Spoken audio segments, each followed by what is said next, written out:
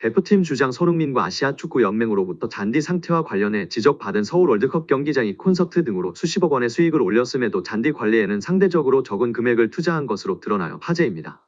25일 유시스 등에 따르면 더불어민주당 위성곤 의원은 서울시설공단으로부터 제출받은 자료를 공개했는데요. 해당 자료에는 공단이 올해 들어 8월 말까지 서울 월드컵 경기장 잔디 관리에 총 2억 5,327만 원을 지출했다는 내용이 담겼습니다.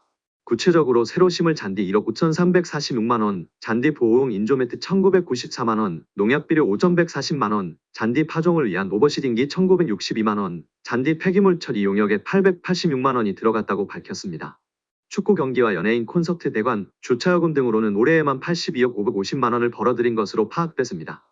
국가대표 A매치 경기로 9억 9,426만 원, 프로축구 FC서울 경기로 11억 3,832만 원, 콘서트 등 문화행사로 24억 3,447만 원, 일반 행사로 36억 3,846만 원을 벌었는데요. 특히 이명훈 콘서트로 14억 3,899만 원, 세븐틴 콘서트로 9억 7,758만 원의 수입을 기록했습니다. 최근 끝난 아이유 콘서트 역시 비슷한 수준의 수익을 올렸을 것으로 추정되고 있습니다. 콘서트로 큰 수익을 올렸음에도 잔디 훼손 후 복구 비율은 높지 않아 큰 파장을 일으키고 있습니다. 윤영희 서울시 의원이 서울시설공단에서 제출받은 자료에 따르면 올해 서울 월드컵 경기장에서 개최된 콘서트의 잔디 훼손 면적과 원인자 복구 비용은 세븐틴 1억 8,656만 원, 이명웅 5,300만 원으로 나타났습니다. 세븐틴은 그라운드석을 판매해 경기장 전체 잔디 면적을 대부분 사용했음에도 19%에 해당하는 면적만 복구했습니다.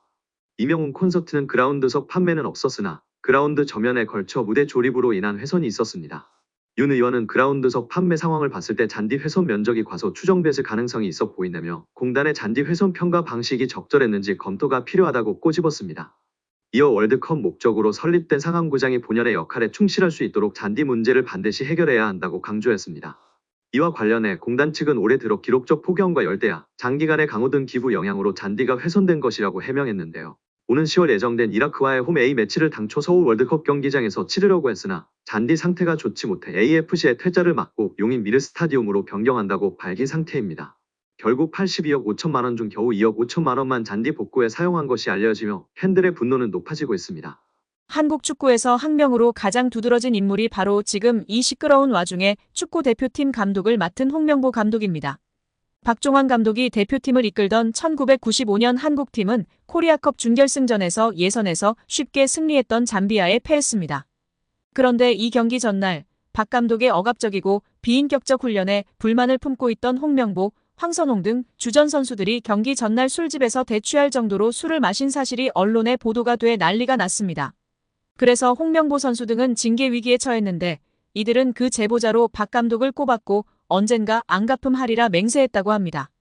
다음해 아시안컵 8강대 이란전에서 한국은 6대2로 참패하였습니다. 유례를 찾기 힘든 처참한 패배입니다.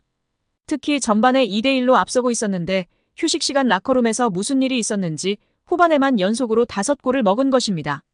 당사자들은 부인하지만 이 사건은 축구계뿐 아니라 축구팬들도 의혹을 거두지 않고 있습니다. 박 감독은 결국 감독에서 물러났고 당시를 회상하며 자살까지도 생각했을 만큼 개인적으로도 충격이 컸다고 했습니다. 한국이 참패를 당하자 국내 언론들은 11회를 이끌고 있는 홍명보가 태업을 이끌었다. 박종환 감독을 끌어내리기 위해 선수들이 태업을 했다라는 등의 뒷말들이 나돌기는 했지만 끝내 참패 원인의 진실은 밝혀지지 않았습니다. 당시 한 언론은 홍명보 선수가 과학적이고 체계적으로 지도하는 감독을 원한다며 스파르타식 훈련을 고집하는 박종환 감독에게 노골적인 반기를 들었지만 누구보다도 체계적으로 지도했던 아나톨리 비쇼베츠 전 감독에게도 노골적인 불만을 터뜨렸다고 전했습니다. 조중현 당시 KBS 해설위원조차 홍명보가 선수로서의 본분을 망각한 것 같다. 옛날에는 감독의 그림자도 밟지 않았는데 어쩌다 이 지경이 됐는지 모르겠다고 개탄했다고 합니다. 하석주 전 전남 감독은 최근 언론 매체 오센과의 인터뷰에서 11회는 그냥 봉사단체다. 내가 회장을 맡고 있다. 라고 밝힐 뿐 특별한 이야기는 하지 않았었습니다. 홍명보의 능력도 문제지만 장점이라고 평가받던 소통 문제, 리더십 문제도 결코 장점이 될 수 없다고 폭로한 국내 지도자가 있어 화제가 되고 있습니다. 축구팬들이나 전문가들 뿐 아니라 선수들조차도 홍명보 감독 선임에 대해 불만이 높을 것입니다. 박주호 위원이 이야기했던 것처럼 선수들은 훈련 세션 한두 번만 해도 그 감독의 수준을 파악할 수 있다고 합니다.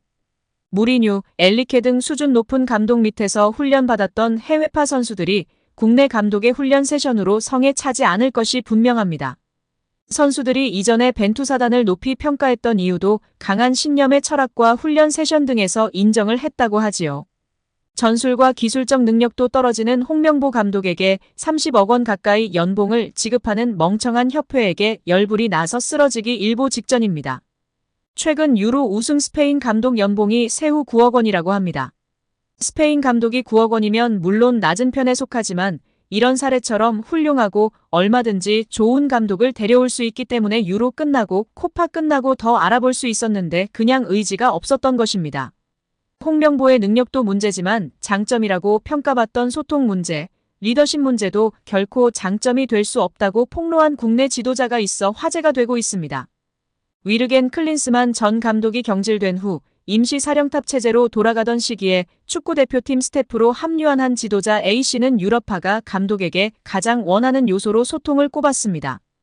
A씨는 나도 국내 지도자로 선수들이 해외 감독을 원하는 분위기에 반감이 컸다면서 하지만 내부에 들어가 직접 부딪혀보니 이유가 있더라.